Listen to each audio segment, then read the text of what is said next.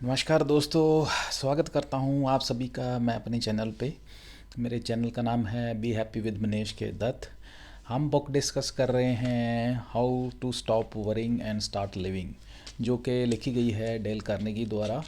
आज हम इसका सेक्शन 3 डिस्कशन के लिए स्टार्ट करने वाले हैं, और इसका फर्स्ट चैप्टर थर्ड सेक्शन का जिसका नाम है how to crowd worry out of your mind. यानी कि हम अपने माइंड में से चिंता, वरी, ट्रबल वाली ऐसी भी कोई सिचुएशन है, इनको हम अपने दिमाग से कैसे बाहर कर सकते हैं, अपने दिमाग को कैसे इन चीज़ों से फ्री कर सकते हैं, उसके बारे में बेसिकली यहाँ पे ऑथर डिस्कस करते हैं।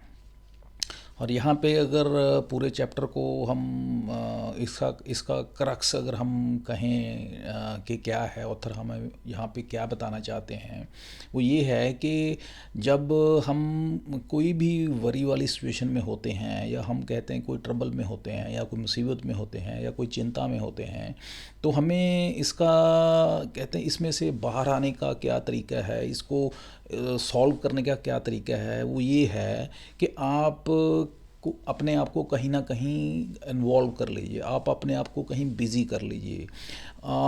यूँ कहें किसी ऐसे काम में अपने आप को बिज़ी कर लें जो कि कंस्ट्रक्टिव हो, पॉजिटिव हो, जहाँ पे आपका माइंड जो है पूरी तरह से इन्वॉल्व हो जाए। तो इससे होगा क्या कि आपका माइंड जो है उस प्रॉब्लम से, उस वरी वाली सिचुएशन से, उस ट्रबल से जो है, उससे आपका जो माइंड है हट जाएगा, और जो आपका एक कहते हैं आप उसकी वरी की जो आपके माइंड पे, आपके फिज़िकल बॉडी पे जो इम्पैक्ट पड़ रहा होता है वो बंद हो जाता है। तो इस तरह से कहते हैं कि जब आपका माइंड कहीं और किसी काम में बिज़ी हो जाता है, तो आपका जो सो कॉल्ड वरी है वो इस तरीके से आपका ख़त्म हो जाता है, या उसको आप कहते हैं शिफ्ट हो जाता है वो। चलिए डिटेल में चैप्टर को डिस्कस करते हैं। ऑथर यहाँ पे अपने एक इनके क्लास में एक स्टूडेंट होते हैं मिस्टर डगलस, इनकी क्लासेस को अटेंड करते हैं और उनके बारे में डिस्कस करते हैं, उनकी एग्जांपल देते हैं। बेसिकली मिस्टर डगलस क्या है, ये उनका एक इमेजिनरी नेम है, क्योंकि जेंटलमैन डगलस जो हैं इन्होंने अपने आइडेंटिटी को कहते हैं ऑथर कि उन्होंने मना किया था कि आइडेंटिटी को जो है रिवील ना किया जाए, उसको ना बताया जाए, एग्जांपल देते हुए। तो यहाँ पे कहते हैं ऑथर कहते हैं मिस्टर डगलस के साथ बहुत बड़ी ट्रेजेडी होती है।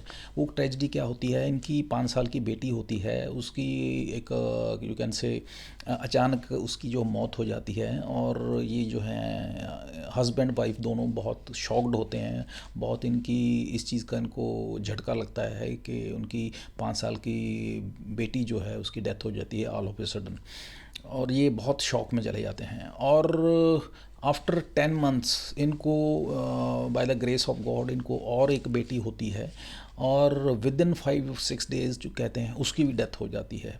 तब अब कहते हैं ये सिचुएशन ऐसी हो जाती है कि विद इन 1 ईयर इनके 2 डेथ्स हो जाती हैं, 2 बेटियों की। तो ये इनके लिए एक अनबियरेबल सिचुएशन हो जाती है। ये किसी के लिए भी अनबियरेबल सिचुएशन हो सकती है, बट इनको जो है इस चीज़ का इतना झटका लगता है कि इनको लगता है कि इनकी सारी दुनिया ख़त्म हो गई।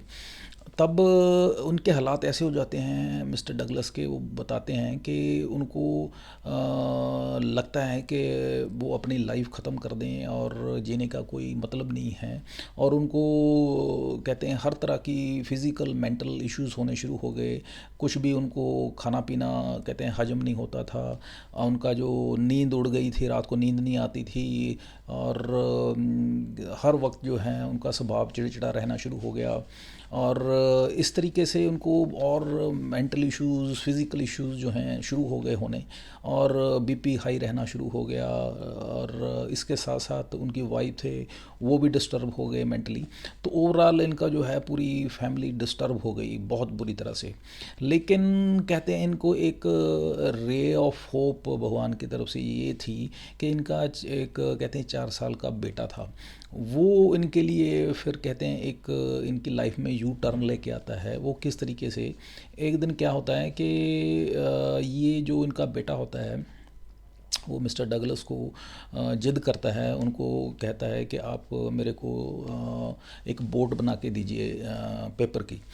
तो ये पहले तो उसको अवॉइड करते हैं, क्योंकि ये इनका कुछ भी मन नहीं कर रहा होता करने के लिए, क्योंकि इतने डिस्टर्ब हुए होते हैं। लेकिन वो बार बार रेजिस्ट करता है, इंसिस्ट करता है इनको कि आप बना के दो। तो फिर ये उसकी बात को सुनते हैं और फाइनली जो डिसाइड करते हैं कि चलो मैं बनाता हूँ। तो उस काम को करने के लिए, उस पेपर बोट को बनाने के लिए इनको 3-4 घंटे लग जाते हैं। तो क्या होता है कि जब ये 3-4 घंटे लगा के बोट बना के उसको देते हैं, बेटा खुश हो जाता है, इनको भी थोड़ी खुशी होती है कि चलो बेटा खुश हो गया है। लेकिन इसमें एक बात ये नोट करते हैं कि वो 3-4 घंटे जब उन्होंने बोट बनाई, तो वो उस टाइम में ये नोट करते हैं ये बड़े कंफर्टेबल हो गए, या इनका जो कहते हैं माइंड बड़ा लाइट हो गया। वो क्यों हुआ, इन्होंने देखा कि उस 3-4 घंटों में इन्होंने कोई टेंशन, कोई वरी, कोई ऐसी थॉट उनके दिमाग में नहीं आई। क्यों? क्योंकि उनका जो दिमाग था उस वक्त जो था पूरी तरह डेडिकेटेड था उस बोट को बनाने में। तो इन्होंने बेसिकली ये देखा, पाया, ये पाया, इन्होंने फाइनली कंक्लूड किया कि जब भी माइंड जो है किसी ऐसे प्रोसेस में इन्वॉल्व हो जाता है जहाँ पे थिंकिंग की रिक्वायरमेंट होती है, या जहाँ पे कोई प्लानिंग की रिक्वायरमेंट होती है, तो माइंड जो है वरी करना बंद कर देता है, जो कहते हैं चिंता से मुक्त हो जाता है या उससे फ्री हो जाता है। तो ये एक बहुत बड़ी इनको एक यू कैन से एक ब्रेकआउट मिलता है इनको, एक ऐसी एक इनके हाथ ऐसा इनको एक यू कैन से एक जिंदे की चाबी मिल जाती है, जिसको कहेंगे कि वरी को हम कैसे अवॉइड कर सकते हैं, या उसको कैसे उसका सल्यूशन फाइंड आउट कर सकते हैं। तो फिर ये क्या करते हैं कि इस मेथडोलॉजी को, इस प्रिंसिपल को ये अपने लाइफ में और जगह पे भी इम्प्लीमेंट स्टार्ट करना शुरू कर देते हैं। वो किस तरह से कि ये देखते हैं कि इनके घर में जो है पूरा यू कैन से औश पौश हुआ पड़ा होता है, क्योंकि ये इतने डिस्टर्ब हुए होते हैं, ये घर की तरफ इनका ध्यान ही नहीं होता। तो फिर ये क्या करते हैं, घर में सारा कुछ जो है उसको कहते हैं सिस्टमेटिकली प्लान तरीके से सबको ठीक ठाक करने के लिए बहुत सारी चीज़ें कहते ख़राब हुई पड़ी होती हैं, उन सभी की फिर ये लिस्ट बनाते हैं, लिस्ट बना के उनको ठीक करना स्टार्ट करते हैं। और जब ये काम स्टार्ट करते हैं तो होता क्या है, ये अपने आप को इन्वॉल्व करते हैं उन कामों में, और धीरे धीरे क्या देखते हैं ये कि जब जैसे जैसे ये इन्वॉल्व करते जाते हैं, जैसे जैसे ये उन कामों को करना शुरू कर देते हैं, उनमें ये अपना माइंड लगाना शुरू कर देते हैं, तो धीरे धीरे क्या है इनका जो टेंशन, स्ट्रेस, वरी वाली जो एक मेंटल स्टेट होती है उससे वो उनका जो है छुटकारा होना शुरू हो जाता है, और ये रिलीव्ड हो जाते हैं, ये कहते हैं उससे मुक्त हो जाते हैं टेंशन वरी वाली सिचुएशन से। तो इस चीज़ से इनको पता चलता है कि किस तरीके से ये जो सो कॉल्ड एक तरह से एक बहुत बड़ा एक इनके दिमाग पे बर्डन था, स्ट्रेस था, एंग्जाइटी थी इनको हो रही इतना बड़ी ट्रेजिडी के बाद। तो वो धीरे धीरे उसको ये कैसे उससे बाहर आ पाए, इस तरह से अपने आप को इन्वॉल्व करके अलग अलग कामों में, जिनमें उनको अपने माइंड को इन्वॉल्व करके काम करना था। और इसके बाद फिर वो उन्होंने कहते हैं लगभग 18 साल इसी प्रिंसिपल, इसी मेथडोलॉजी को अपनी लाइफ में जारी रखा। अब क्या कर रहे थे, उनकी लाइफ में क्या हो रहा था, अभी क्या है, वो उन्होंने एक तरह से अपने रेड क्रॉस सोसाइटी को कहते हैं ज्वाइन कर लिया था, और एक सोशल सर्विस के काम शुरू करने शुरू कर दिए थे, और कई तरह की एक्टिविटीज़ में ऐसा इन्वॉल्व कर लिया था अपने आप को कि वो सुबह से शाम तक वो बिज़ी रहते थे, और उनके पास टाइम ही नहीं रहता था। वो कहते हैं अपने आप को फ्री ही नहीं रखते थे, अपने आप को हमेशा बिज़ी रखते थे ताकि उनको फ्री टाइम ना मिले, क्योंकि उनको पता था जब भी मैं फ्री बैठूंगा, जब भी माइंड फ्री होगा, तो वो क्या करेगा, वरी करेगा, या ऐसी थॉट्स आनी शुरू होंगी जिसका एंड इन वो रिज़ल्ट किस में होगा, वो वरी में रिज़ल्ट इन होगा। तो उन्होंने इस चीज़ को समझ लिया अच्छी तरह से कि मैंने कभी माइंड को जो है फ्री नहीं करना है, फ्री नहीं छोड़ना है, क्योंकि ये जब भी इसको फ्री छोड़ेंगे तो ये ट्रबल सम, वरी सम, या ऐसी जो कहते हैं नेगेटिव थॉट्स में इन्वॉल्व इन्वॉल्व हो जाता है और फिर उसके बाद परेशानी होती है। तो इसका हल यही इनको पता था कि यही हल है कि माइंड को जो है आप इन्वॉल्व करके रखें, इसको किसी न किसी कंस्ट्रक्टिव पॉजिटिव प्लानिंग में या किसी थिंकिंग में इसको लगा के रखा जाए। तो इसी को फिर ये फॉलो करते हैं अपनी लाइफ में। और यहाँ पे एक और टेस्टमनी, एक और एग्जांपल ऑथर हमारे साथ शेयर करते हैं। वो ये शेयर करते हैं कि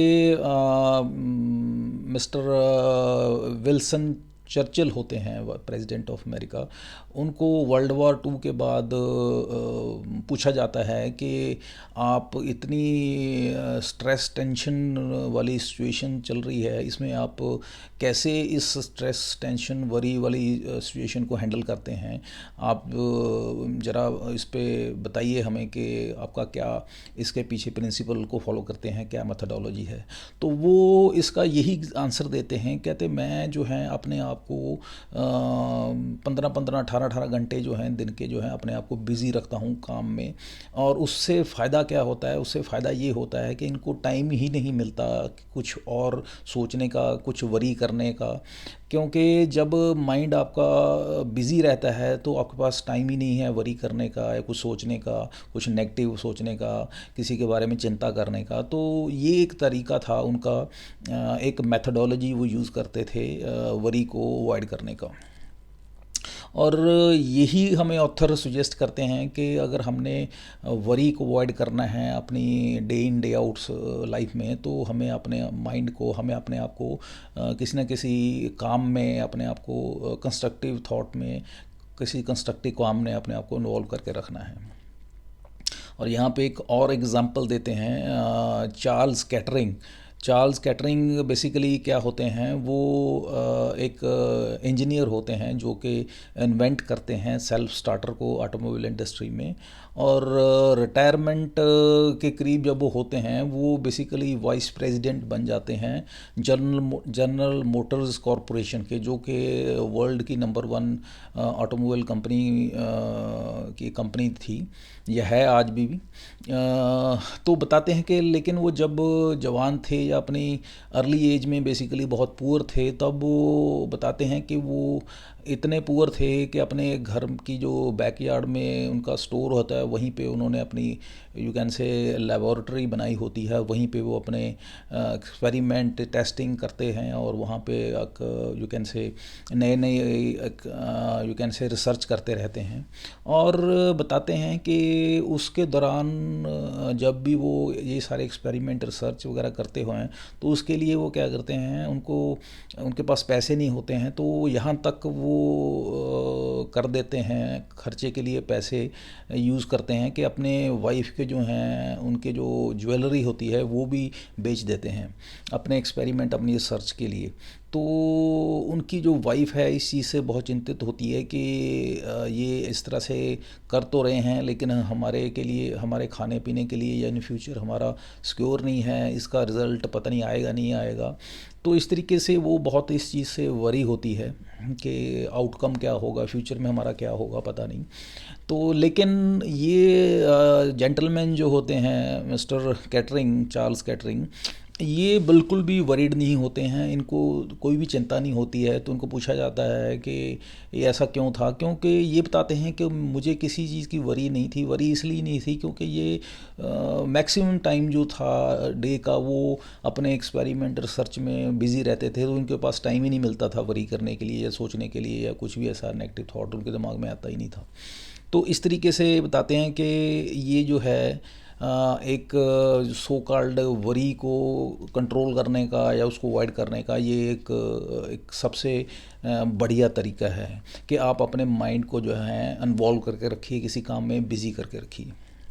उसी तरीके से जो ग्रेट साइंटिस्ट हुए हैं पास्चर, वो बताते हैं कि जितनी भी लाइब्रेरीज़ हैं या जितने भी सो कॉल्ड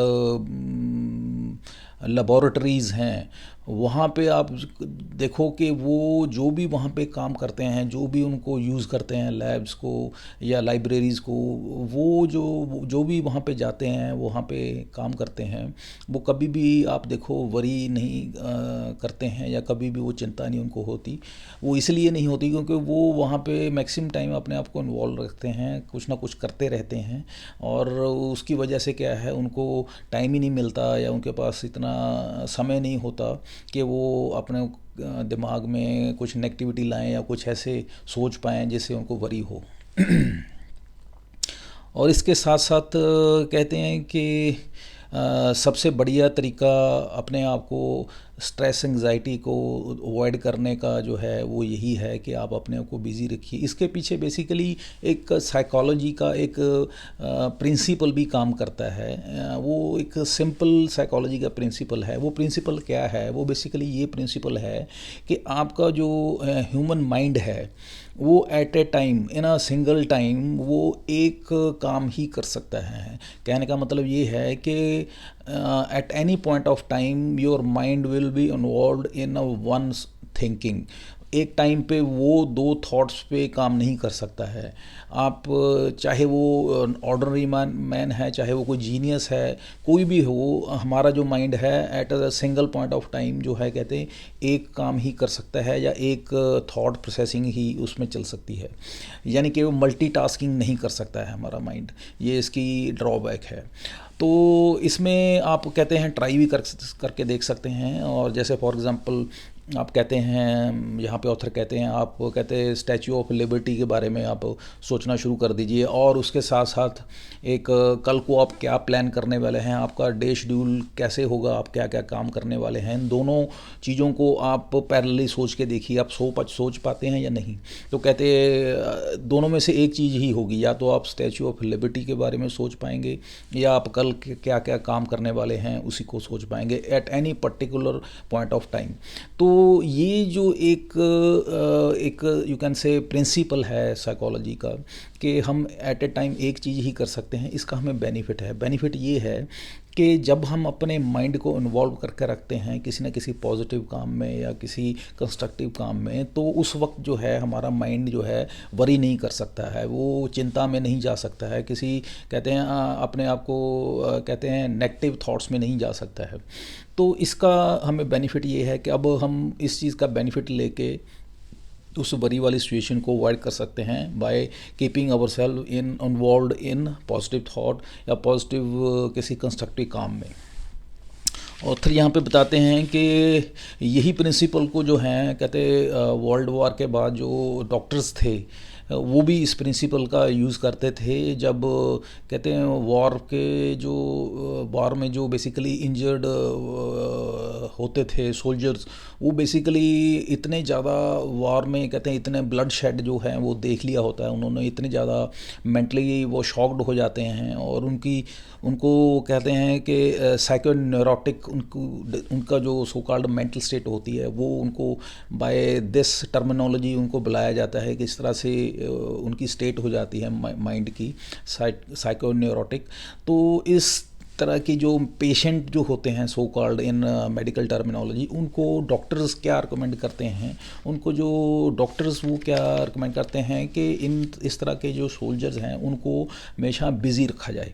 तो उसके लिए फिर क्या था, उस तरह के सोल्जर्स को या इस तरह के पेशेंट्स को स्पेशल उनके लिए डे का शेड्यूल बनाया जाता था, उनमें उनको मैक्सिमम टाइम जो होता था उनको बिज़ी रखा जाता था कुछ ना कुछ इस एक्टिविटीज़ उनको फॉर एग्जांपल क्या करवाई जाती थी, जैसे उनको किसी ना किसी आउटडोर एक्टिविटीज़ में बेसिकली जैसे फ़िशिंग है या कोई हंटिंग है, कोई प्लेइंग गेम है, गोल्फ है, वॉलीबॉल है, या इसके बिना कोई गार्डनिंग करवानी है या कोई डांसिंग है, इस तरह की एक्टिविटीज़ में उनको इन्वॉल्व रखा जाता था। इसका बेनिफिट के या इसके पीछे पर्पज़ क्या होता था? इसके पीछे पर्पज़ यही होता था कि उनका जो माइंड था वो इन्वॉल्व रहता था, बिज़ी रहता था इन एक्टिविटीज़ में, और उनको टाइम ही नहीं मिलता था वरी करने का, और जो पास के उनके जो एक्सपीरियंस थे, नेगेटिव एक्सपीरियंस थे, उनको सोचने का।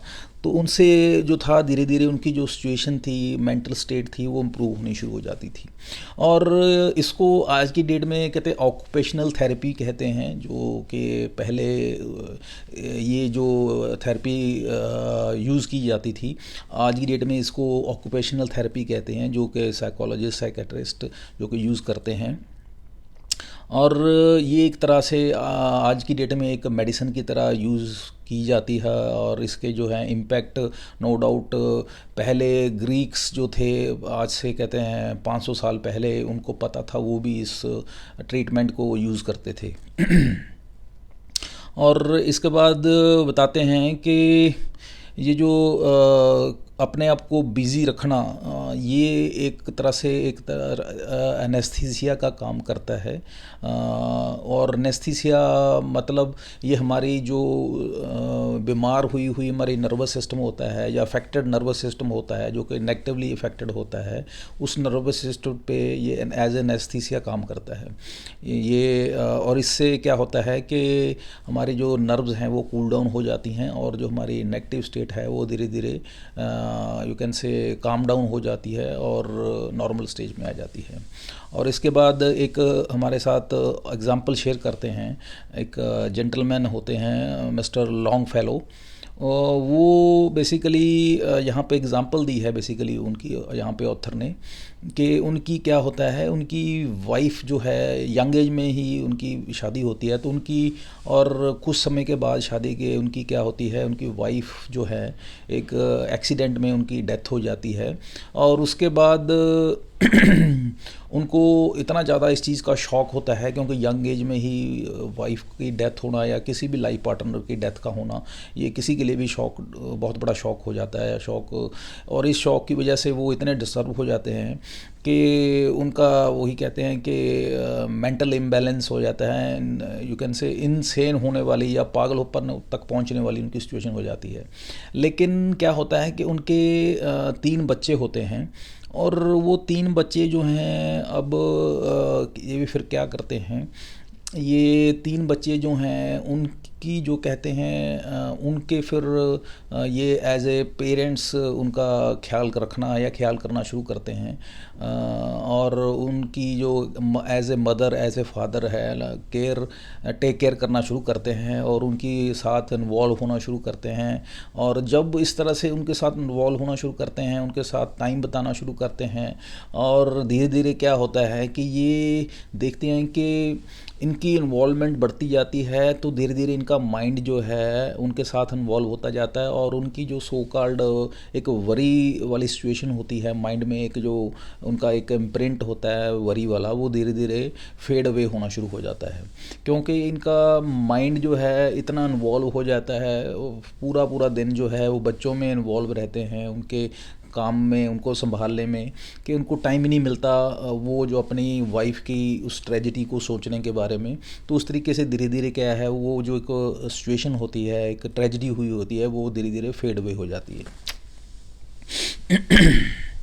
और यहाँ पे हमें एक एग्ज़ाम्पल देते हैं, ऑथर कहते हैं जैसे इलेक्ट्रिक बल्ब होता है, जब वो फूटता है उसमें बेसिकली वैक्यूम होता है, और उस वैक्यूम को फिलअप करने के लिए क्या है, उसमें एयर चली जाती है।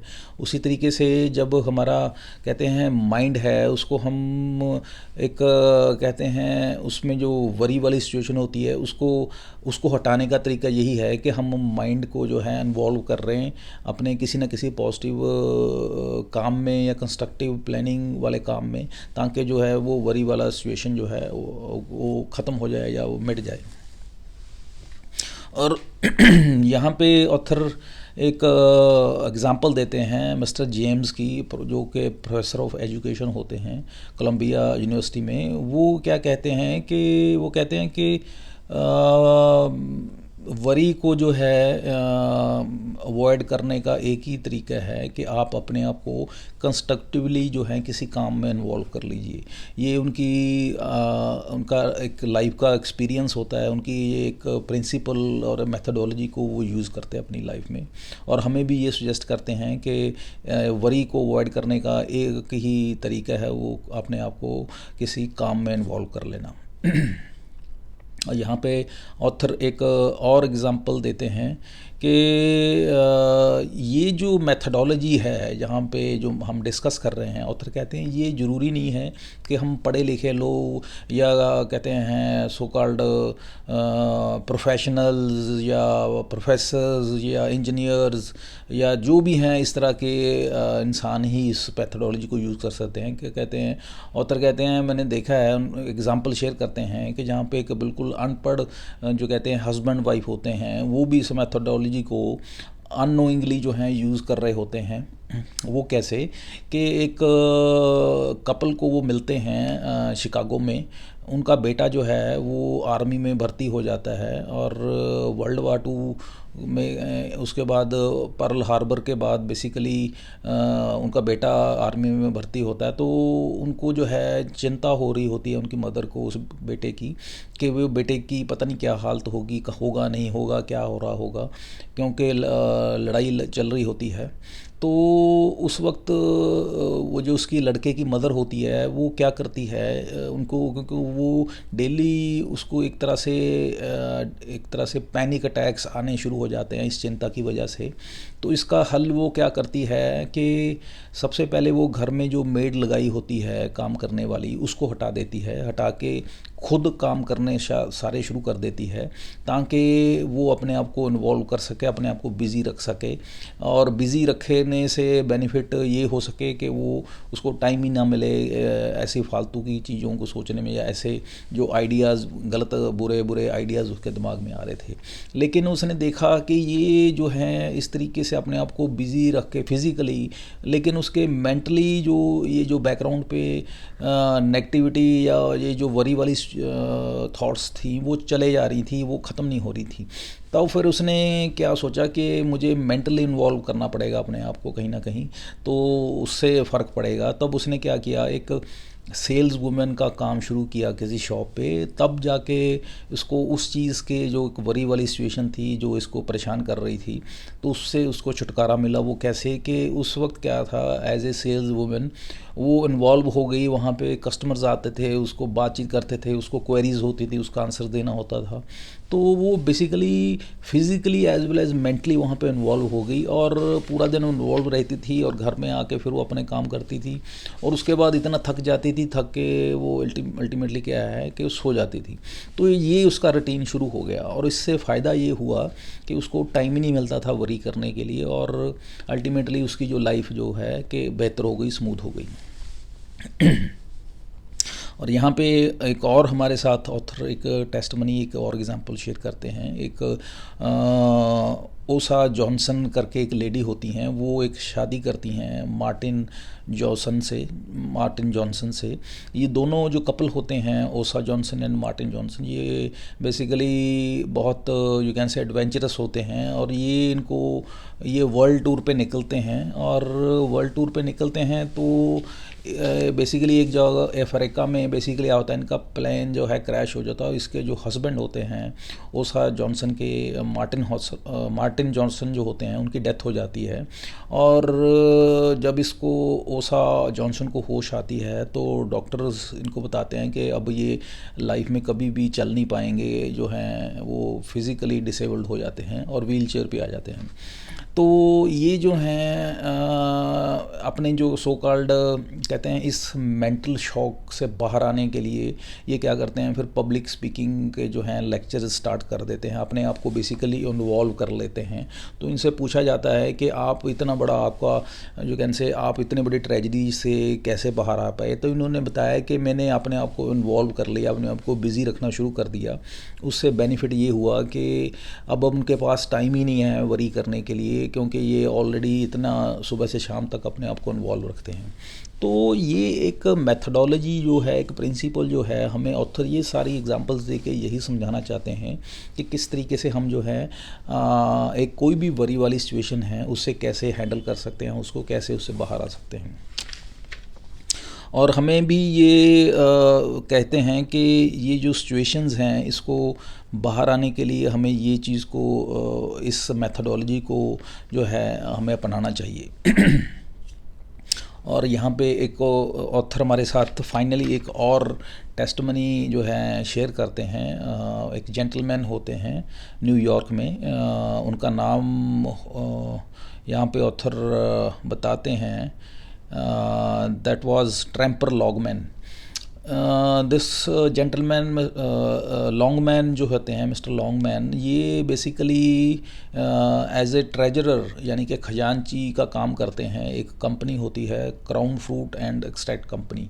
ये कंपनी क्या करती है, ये स्ट्रॉबेरी को फिलअप करके इन गैलन टिन्स में फिलअप करके इनको सेल ऑफ करती है। किनको? Manufacturers of ice cream. आइसक्रीम के जो मैन्युफैक्चरर्स होते हैं उनको स्ट्रॉबेरीज़ सेल ऑफ करती हैं in you can say gallon tins में।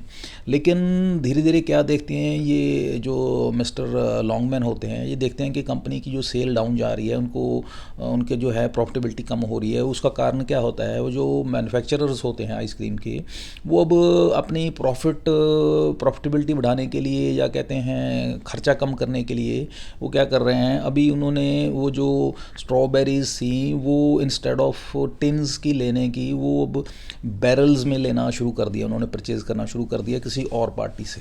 तो ये इस तरीके से ये जो था इनका बिजनेस हिट हो रहा था, तो ये बहुत स्ट्रेस में आ जाते हैं, बहुत इनको अपने आप को कहते हैं इतने स्ट्रेस में आ जाते हैं, इनको लिटरली कुछ भी इनका जो खाने को दिल नहीं करता और इनको यू कैन से इंसोम्निया हो जाता है और इनकी कहते हैं पागलपन तक जाने वाली इनकी जो हैं हालात हो जाते हैं, फिज़िकली एंड मेंटली इतने अपसेट हो जाते हैं जी।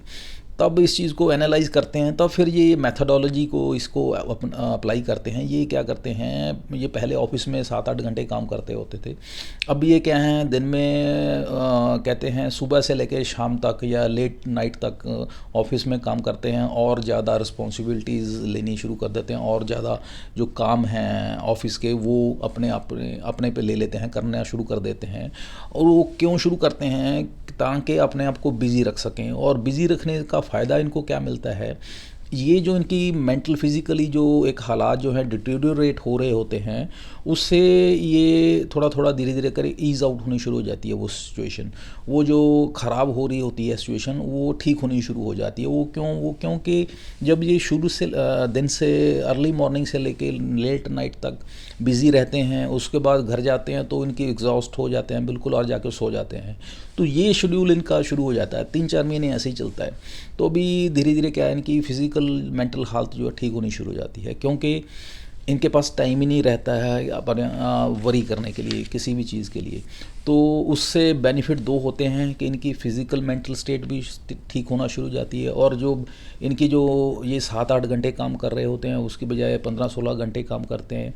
तो ये काफ़ी हद तक जो है सिचुएशन ख़राब हो रही होती है उसको भी कहते हैं अंडर कंट्रोल कर लेते हैं, उसको भी ठीक कर लेते हैं। बिजनेस फ्रंट पे भी इनको बेनिफिट होता है उसको, और फिज़िकल मेंटल फ्रंट पे भी इनको बेनिफिट होता है। तो अल्टीमेटली कहने का मतलब है ये सारा जो है ओवरऑल सिचुएशन को कंट्रोल में कर लेते हैं। और फाइनली यहाँ पे हमें ऑथर कहते हैं कि जॉर्ज बर्नार्ड शॉ वो भी यही हमें कहते हैं कि कीप बिज़ी गेट बिज़ी, यानी कि आप अपने आप को बिज़ी रखिए और जितना आप अपने आप को बिज़ी रखेंगे उतना कहते हैं आप किसी भी वरी वाली सिचुएशन है उसको हैंडल कर सकते हैं, उसको एलिमिनेट कर सकते हैं। So this is all about this chapter, how to crowd worry out of your mind. और नेक्स्ट वीडियो में हम जो है सेकंड चैप्टर 3rd सेक्शन का डिस्कस करेंगे। तब तक के लिए आगे दीजिए। Have a nice day, thank you, bye.